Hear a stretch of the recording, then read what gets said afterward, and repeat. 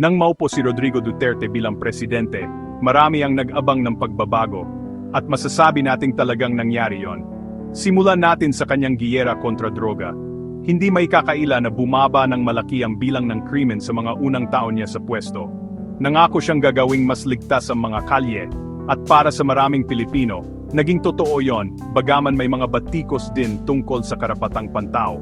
Sunod naman, infrastruktura. Inilunsad ni Duterte ang programang Build, Build, Build na nagbuhos ng bilyon-bilyong piso sa mga kalsada, tulay, paliparan at riles ng tren.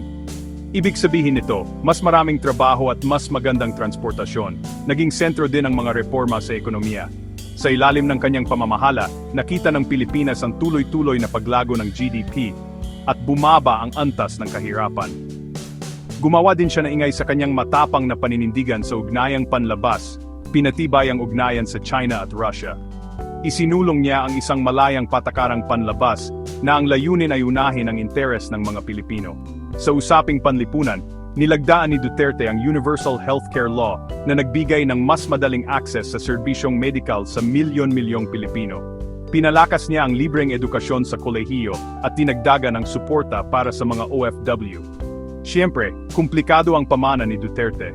Ang kanyang mga nagawa ay humubog sa Pilipinas sa paraang pagtatalunan pa ng mga tao sa loob ng maraming taon.